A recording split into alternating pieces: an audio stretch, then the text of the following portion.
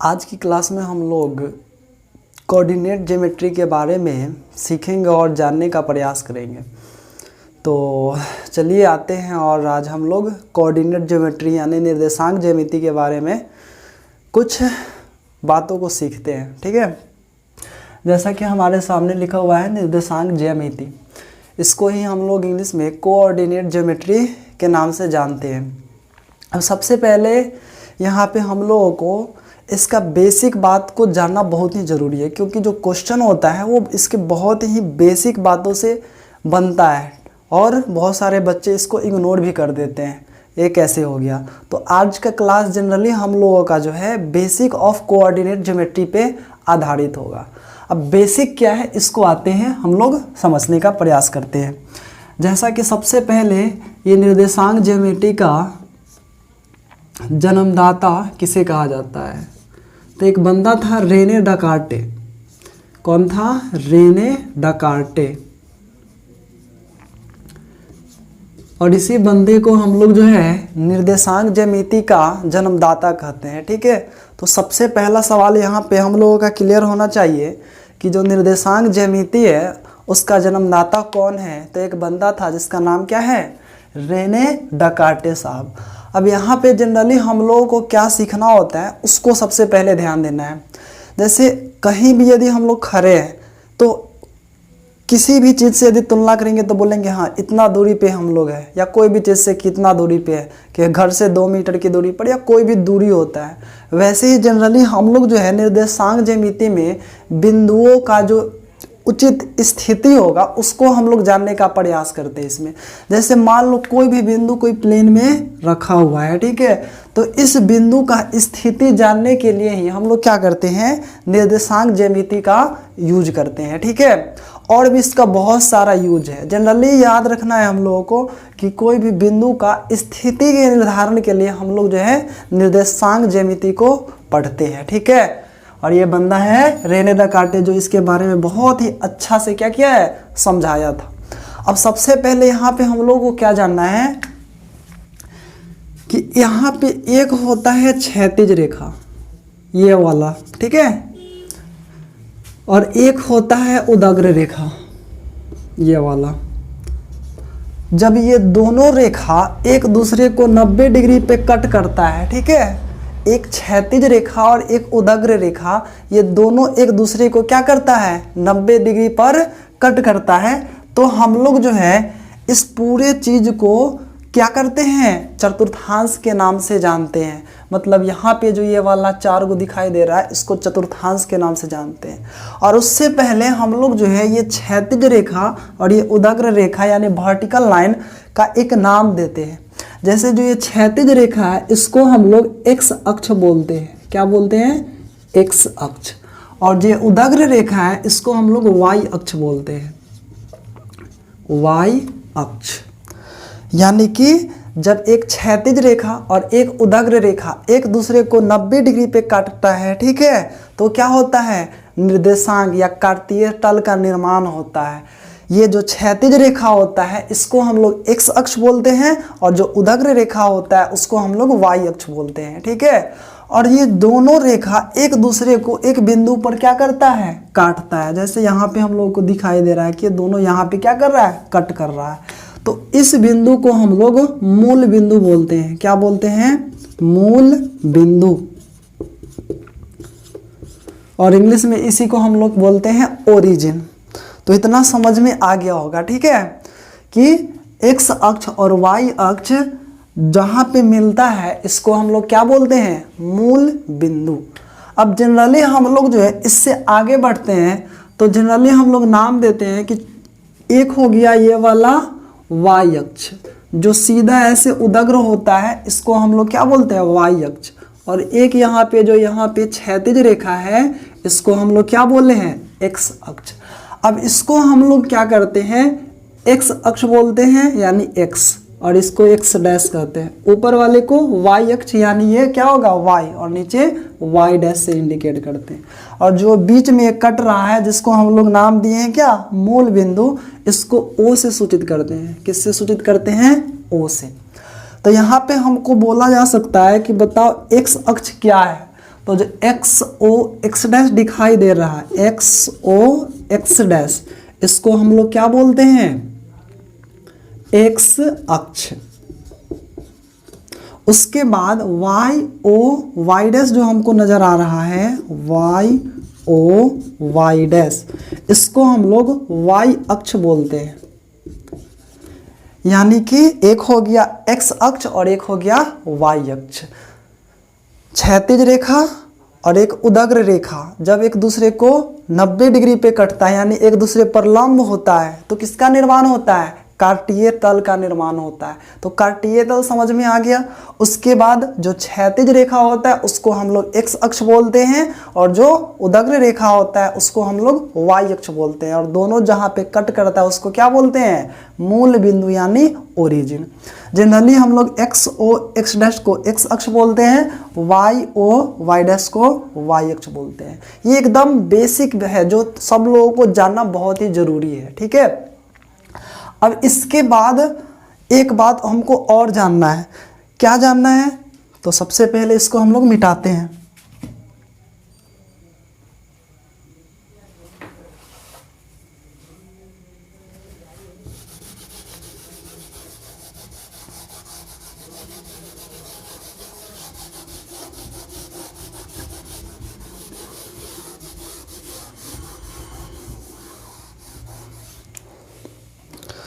उम्मीद है यहां तक समझ में आ रहा होगा, ठीक है।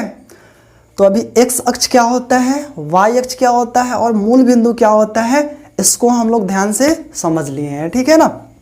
अब इसके बाद क्या है कि हम लोग इतना तो अब सीख ही गए हैं कि ये कर ही सकते हैं सीधा सीधे दो रेखा को एक दूसरे के ऊपर लंब खींच सकते हैं, और इस प्रकार जो बनता है उसको हम लोग सूचित करते हैं एक्स ओ एक्स डैश। ये वाई ओ है और ये क्या हो गया, वाई डैश। अब सबसे पहले क्या होता है कि कोई भी बिंदु, अब जनरली हम लोग पहले ही बोले हैं कि यह जो निर्देशांक ज्यामिति है जनरली बिंदुओं की स्थिति को निर्धारण करने के लिए क्या होता है, यूज में आता है। जैसे हम लोग मानते हैं कि यहाँ पे कोई बिंदु P है, तो सबसे पहला इस बिंदु का हम लोग एक्स अक्ष से स्थिति जानने का प्रयास करेंगे, तो हम लोगों को नजर आएगा कि चलो भाई यहाँ से एक हम सीधा लाइन ऐसे खींचते हैं 90 डिग्री यानी लंब, और मान लेते हैं कि ये क्या है M। उसी प्रकार यदि हम लोग y अक्ष से इसका दूरी समझेंगे, स्थिति जानने का प्रयास करेंगे, तो एक लाइन यहाँ पे आएगा सीधे जो लंब होगा इस पे, इसको मान लेते हैं N, ठीक है। तो यहाँ पे इस बिंदु का हम लोग देख रहे हैं स्थिति कि x अक्ष से जो दूरी है वो क्या है PM, और y अक्ष से जो दूरी है वो क्या है PN। अब यहाँ पे हम लोगों का एक सवाल आता है कि जो ये बिंदु है, इस बिंदु का x अक्ष से दूरी क्या है, x अक्ष से दूरी बराबर क्या है PM। और यदि हम लोग ध्यान से देख रहे होंगे तो यही PM किसके बराबर है, ON के बराबर। देखो ये वाला है ना, अब इसको हम लोग ऐसे करेंगे तो ये वाला डिस्टेंस ऐसे करके इसके बराबर है, यानी PM और ON दोनों के दोनों क्या है, इक्वल है। सेम एक बात और देखेंगे कि इस बिंदु P का, ठीक है ना, ये P बिंदु है, ठीक है, P का एक्स अक्ष से दूरी हो गया। अब फिर वाई अक्ष से दूरी देखते हैं हम लोग, तो क्या नजर आ रहा है हम लोगों को, वाई अक्ष से दूरी। तो यहाँ P रहा और वाई अक्ष ये रहा, और इसका दूरी क्या है PN। और यदि हम लोग इसको डायरेक्ट देखेंगे तो देखो ये रहा ना वाई अक्ष से दूरी, ये बिंदु है और इसका वाई, तो वाई अक्ष तो ये हो गया और इससे दूरी यही है ना, और ये किसके इक्वल है, तो सीधे नीचे चले आएंगे हम लोग, तो क्या है OM, ठीक है। क्योंकि यह क्या बनता है, रेक्टेंगल, यानी कि एक प्रकार का आयत बनता है, और आयत में आमने सामने का भुजा बराबर होता है, इसलिए इसके इक्वल ये लिए और इसके इक्वल ये ले लिए हम लोग। तो ये समझ में आ गया एक्स अक्ष से दूरी क्या होता है और वाई अक्ष से दूरी क्या होता है, ठीक है। अब उसके बाद जो ये हमारा वाई अक्ष से दूरी PN यानी OM है, ये वाला डिस्टेंस, इसको हम लोग बोलते हैं भुज। क्या बोलते हैं, भुज, एब्सिसा। इंग्लिश में इसको क्या बोलते हैं, एब्सिसा।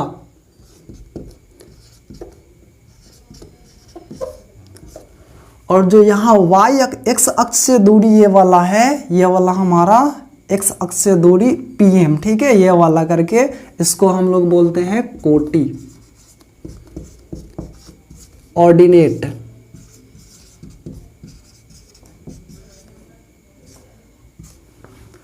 तो इतना समझ में आ गया होगा ये भुज क्या होता है और कोटि क्या होता है।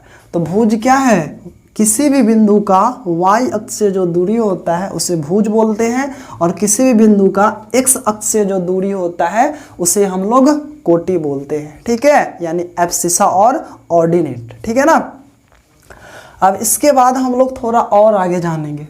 जैसे ये डिस्टेंस हमारा हो गया, तो सबसे पहले इसमें आखिरकार लिखेंगे किसको पहले।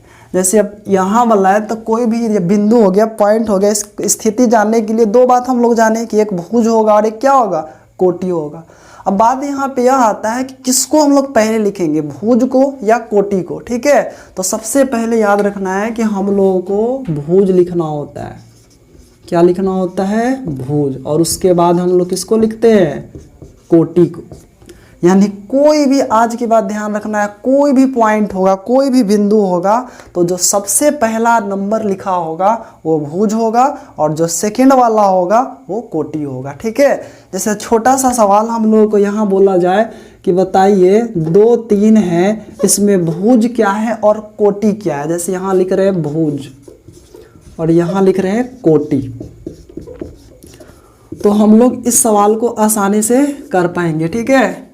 क्या बोले, जो सबसे पहला होता है वो भुज, तो इसमें सबसे पहले क्या है 2, यानी ये हो गया 2 भुज, और कोटि क्या होगा, तो बाद वाला 3। उसी प्रकार यदि लिखा होगा 3 - 3, इसमें बोलेगा भुज क्या होगा, तो सबसे पहला पॉइंट भुज, यानी ये हो गया 3 भुज, और कोटि में -3। तो क्या भुज कोटि समझ में आ गया। छोटा सा क्वेश्चन ऐसे दे देगा 4 फिर 6 और बोलेगा कि बताओ इसमें भुज क्या है, क्या होगा, तो पहला वाला 4, और कोटि क्या है, तो 6। तो ये वाला बात जो है आप लोगों को समझ में आया होगा, ठीक है ना। और आई होप ये क्वेश्चन यदि आप लोगों से पूछा जाएगा तो आप लोग इसका जवाब जरूर दोगे, ठीक है। तो अब तो हम लोग जानेंगे भुज और कोटि क्या होता है। अब इससे आगे जस्ट हम लोग बढ़ते हैं तो थोड़ा और बात हम लोगों को जानने को मिलता है। क्या, देखिए यहाँ पे जैसे भुज और कोटि तो समझ में आ गया। अब कोई भी बिंदु, जैसे मान लेते हैं कोई बिंदु यहाँ लिखा हुआ है, ठीक है, तो इसमें भी क्या होगा, पहले भुज बाद में कोटि। भुज क्या होता है यहाँ पे बोल दिए हैं, ठीक है, y अक्ष से दूरी भुज होता है और x अक्ष से दूरी कोटि होता है। किसका, कोई भी बिंदु का, ठीक है ना। अब इसके बाद हम लोग एक छोटा सा बात और जानेंगे, उसके बाद फिर धीरे धीरे आगे बढ़ते जाएंगे।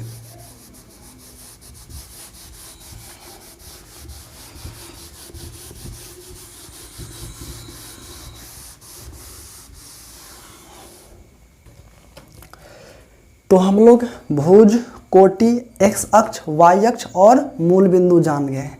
अब इसके बाद जस्ट आगे हम लोग बढ़ते हैं तो एक बात हम लोगों को सीखने को मिलता है। क्या, अब ये तो बनाना ही पड़ेगा। मेन जो हमारा निर्देशांक ज्यामिति है उसमें सबसे ज़्यादा रोल इसका, ये क्या हो गया, ये कार्तीय तल है। कार्तीय तल का कोई डिफिनीशन बोलेगा, क्या मतलब जवाब दोगे, बोलेगा कार्तीय तल से क्या समझते हो, तो बोलेंगे जब एक क्षैतिज रेखा और एक उदग्र रेखा ऐसे, ठीक है, एक दूसरे पर लंब होता है तो जो तल का निर्माण होता है उसे कार्तीय तल बोलते हैं, ठीक है। जो लोग लिखना चाहोगे तो हम बोलेंगे तो उसको नोट भी साथ साथ करते जाओगे, ठीक है। और ये जो लिखते हैं उसको स्क्रीनशॉट लेके और या फिर रोक कर लिख सकते हो कॉपी में, ठीक है ना। अब यहाँ पे हम लोग क्या जानते हैं कि यहाँ पे क्या हो गया, मूल बिंदु, ठीक है। ये क्या है, एक्स अक्ष, ये एक्स डैश, यानी ये भी एक्स अक्ष का ही एक पार्ट है। वाई डैश यहाँ पे होगा और ये वाई। अब सबसे ज़्यादा ज़रूरी बात है जो सब लोगों को मालूम भी होगा और मालूम होना भी चाहिए कि इस पर जो भी दूरी इधर तल चला जाएगा, यानी कि ओ से ये वाला दूरी, ये सारा के सारा धनात्मक यानी पॉजिटिव होगा। उसके बाद इसके ऊपर जो भी दूरी चला जाएगा ये भी पॉजिटिव होगा। फिर ये ओ से एक्स डैश की तरफ जो भी दूरी चला जाएगा ये निगेटिव यानी ऋणात्मक होगा। और नीचे का जो दूरी चला जाएगा ये भी ऋणात्मक यानी कि क्या होगा, निगेटिव होगा। सबसे बहुत ज़रूरी बात है, ठीक है, जो सब लोगों को मालूम भी होगा और मालूम होना भी चाहिए, ठीक है। तो ये समझ में आ गया, यानी कि OX पर कोई भी दूरी लेंगे तो क्या होगा, पॉजिटिव। OX डैश पर कोई भी दूरी लेंगे तो क्या होगा, निगेटिव। OY पे कोई भी दूरी लेंगे तो वो क्या होगा, पॉजिटिव। सेम OY डैश पे कोई भी दूरी लेंगे तो क्या होगा, निगेटिव। ये बात हम लोगों को ध्यान में रखना होगा। इसी से हम लोग साइन निकालेंगे, ठीक है। साइन यानी क्या, वो साइन ट्रिगोनोमेट्री वाला नहीं, ठीक है ना। साइन यानी चिन्ह निकालेंगे, किसका चिन्ह क्या होता है, ठीक है ना। तो इतना बात समझ में आ गया कि पॉजिटिव कौन से पे चलना पे होगा, निगेटिव कौन से पे चलने पे होगा, ठीक है। तो x पर इधर वाला OX पे चलेंगे तो पॉजिटिव होता है। अब इसके बाद हम लोग आगे देखते हैं। जैसे सबसे पहले हम लोग यहाँ पे जानते हैं और आगे क्या, कि ये रहा x अक्ष, ये रहा y अक्ष, और ये रहा हमारा मूल बिंदु जिसको O से इंडिकेट किया है। अब यहाँ पे हम लोग एक छोटा सा सवाल ये भी आता है कि इस मूल बिंदु का निर्देशांक क्या होता है। तो याद रख लेना है कि मूल बिंदु का निर्देशांक 0 0 होगा। मूल बिंदु का निर्देशांक 0 0 होता है।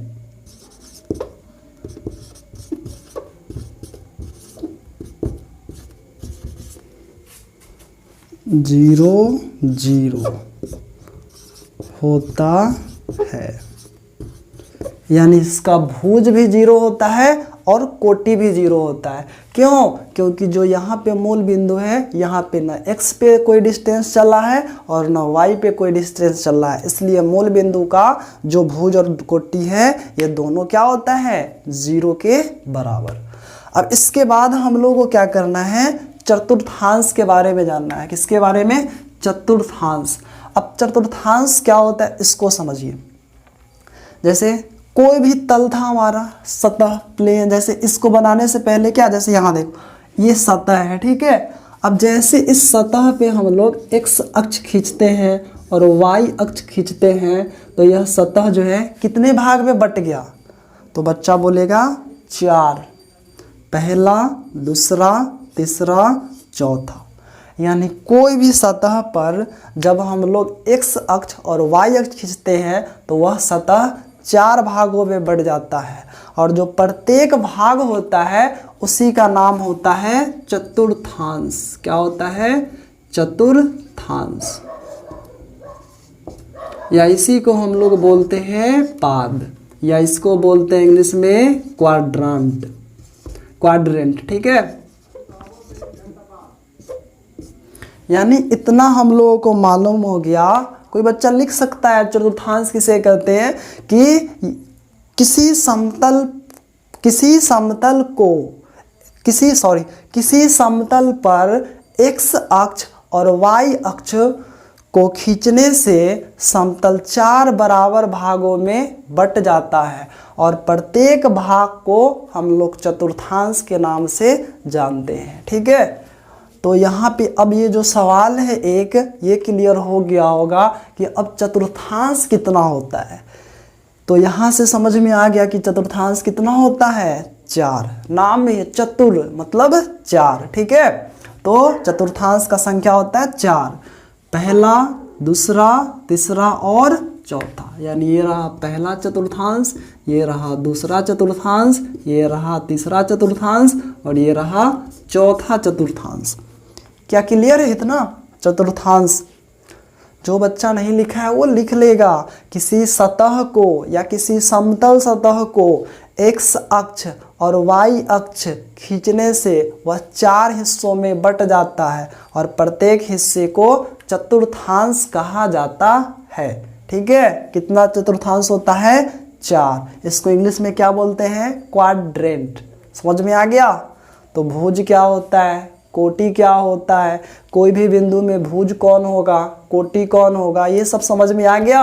और ये क्वेश्चन तो बहुते बार पूछा है कि मूल बिंदु का निर्देशांक क्या होता है। तो इतना मेरे ख्याल से क्लियर होगा, ठीक है ना। अब इससे आगे हम लोग बढ़ते हैं, तो मिटाते हैं हम इसको पहले।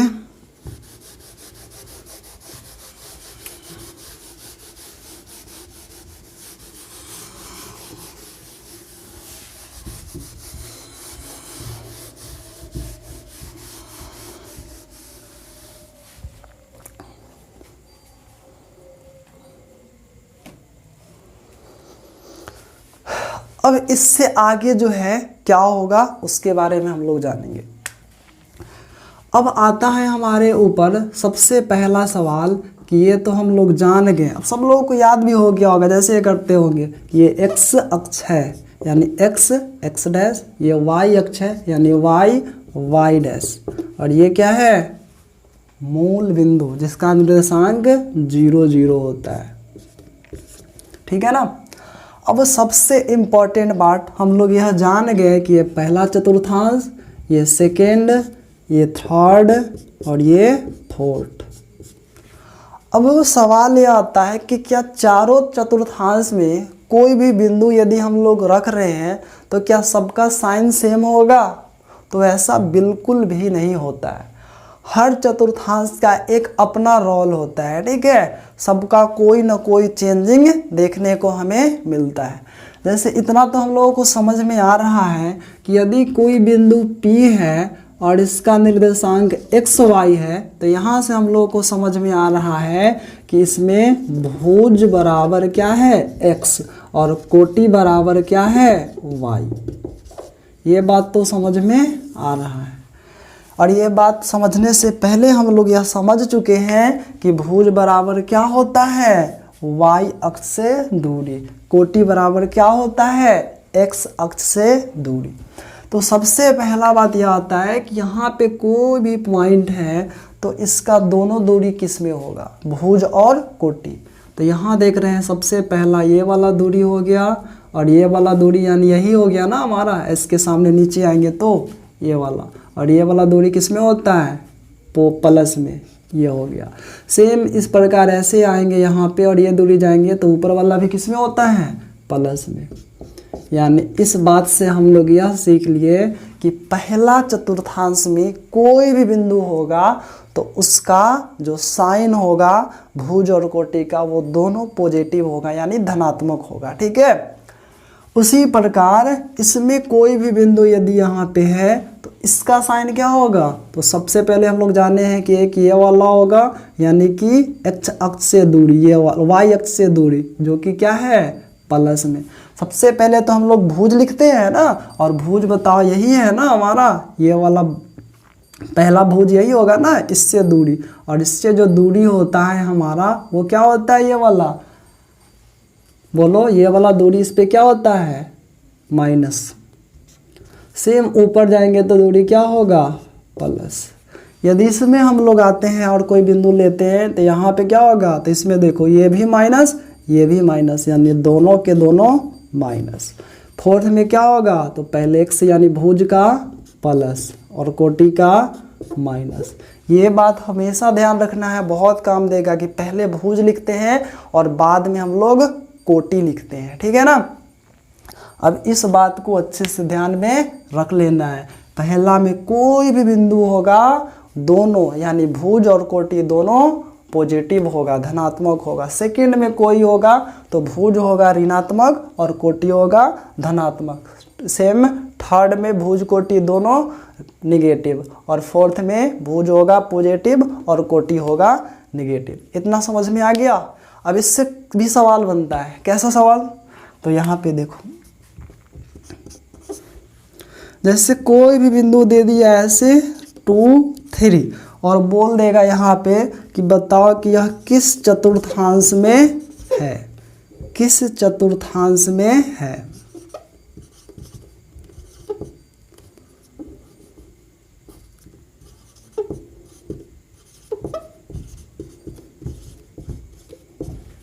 और 1 नंबर में यह सवाल आ जाता है तो हम लोग आसानी से इसको बता सकते हैं। कैसे, तो देखेंगे यहाँ भुज, ये देखो यहाँ से भी सवाल आ रहा है कि इसमें भुज कितना 2, यदि आ रहा होगा तो बोलते जाओ। ठीक है, कोटि 3। ठीक है, अब देखेंगे क्या दोनों का साइन क्या है। तो इसका साइन भी प्लस, इसका साइन भी प्लस, यानी दोनों के दोनों क्या है प्लस। और हम लोग जानते हैं दोनों प्लस किस चतुर्थांश में होता है, तो झट से यहाँ पे नजर आएगा तो समझ में आएगा, अच्छा ये तो पहले वाला में है। यानी ये समझ में आ रहा है कि इसका जो आंसर होगा वो क्या होगा, फर्स्ट चतुर्थांश। ठीक है, चतुर्थांश तो यहाँ पे है तो लिख देते हैं फर्स्ट। तो ये समझ में आ रहा है। तो ऐसा कोई भी बिंदु देकर यदि पूछा जाए कि यह किस चतुर्थांश में है, तो क्या आप लोग जवाब दे दोगे? यदि ध्यान से देख रहे होगे तो जरूर बोलोगे। ठीक है, जैसे चलो कोई नहीं, नेक्स्ट क्वेश्चन लेते हैं हम लोग। बोला जा रहा है 2 - 3 और बताना है कि बताओ यह किस चतुर्थांश में है। क्या समझ में आ रहा है? तो यहाँ देखेंगे पहला का साइन प्लस, इससे हम लोग निकाल सकते हैं क्या, जो भुज है वो प्लस में और जो कोटि है वो किस में है, माइनस में। अब जरा देखकर बताओ ये किस में है, plus minus, plus minus fourth में है ना, यानी कि यह जो है किस चतुर्थांश में होगा, फोर्थ चतुर्थांश में। समझ में आ रहा है क्या? सेम यदि हम लोग एक और क्वेश्चन लेके देख रहे हैं इधर, -2 3। अब बोला जाएगा कि यह किस चतुर्थांश में है, तो क्या बोल सकते हो? देखो पहला किस में है, माइनस, सेकंड किस में है, प्लस। ये माइनस प्लस का खेल समझ में आ रहा है क्या? देखो यहाँ जो भुज है वो माइनस में है और जो कोटि है वो किस में है, प्लस में। तो इस प्रकार हो गया। बताओ माइनस प्लस किस में है, माइनस प्लस इसमें, यानी कि इसका आंसर है, मतलब यह किस चतुर्थांश में होगा, तो माइनस प्लस तो सेकेंड में होता है, यानी यह सेकेंड चतुर्थांश में होगा। क्या समझ में आ रहा है? सेम एक सवाल और यहाँ पे हम लोग पूछते हैं कि यदि ऐसे रहा -2 - 3 और यहाँ बोलेगा कि बताओ यह किस चतुर्थांश में है, तो क्या बोल सकते हो? देखो यहाँ पे पहला भुज यानी माइनस में, कोटि ये भी माइनस में है ना, और दोनों माइनस में किस में होता है, थर्ड में, यानी इसका आंसर क्या होगा, थर्ड, यानी यह तीसरा चतुर्थांश में होगा। समझ में आ रहा है क्या? तो उम्मीद है ये चतुर्थांश का खेल समझ में आ गया होगा और भुज कोटि क्या होता है यह भी समझ में आ गया होगा। ठीक है, अब दुनिया का कोई भी पॉइंट दे देगा तो हम लोग दो बात तो बता सकते हैं ना, क्या? सबसे पहले भुज क्या होता है, कोटि क्या होता है, वह बिंदु किस चतुर्थांश में होगा, एक्स अक्ष से दूरी क्या होगा, वाई अक्ष से दूरी क्या होगा, ये सारी के सारे बात समझ में क्या आ रहा है। जैसे कोई भी पॉइंट हमारे पास लिखा हुआ है, जैसे मान लो 6, 5, तो इस पॉइंट को देखकर हम लोग क्या क्या बोल सकते हैं। तो सबसे पहला हम लोग बोल सकते हैं कि भाई इसका भुज जो है कितना होगा, 6, इसका कोटि जो है कितना होगा, 5। जो पहला होता है वो भुज, जो दूसरा होता है वो कोटि। थर्ड सवाल हम लोग यह कर सकते हैं कि भाई ये दोनों प्लस में है, यानी दोनों प्लस में है तो यह किस चतुर्थांश में होगा, तो दोनों प्लस ओनली और ओनली फर्स्ट में होता है, यानी यह जो है आपका फर्स्ट चतुर्थांश में होगा। क्या यह बात समझ में आ रहा है कि फर्स्ट चतुर्थांश में होगा? इसके बाद क्या और भी हम लोग इस और बात अभी तक में जो भी मतलब सीखे हैं उससे और निकाल सकते हैं क्या? तो जवाब आएगा नहीं। हम लोग भुज, कोटि और चतुर्थांश के बारे में जाने हैं। ठीक है ना? तो क्या इतना समझ में आ रहा है? चलो कोई नहीं, एक क्वेश्चन यहाँ पे है 2 - 3 4 5 AB - AB के भुज, कोटि तथा चतुर्थांश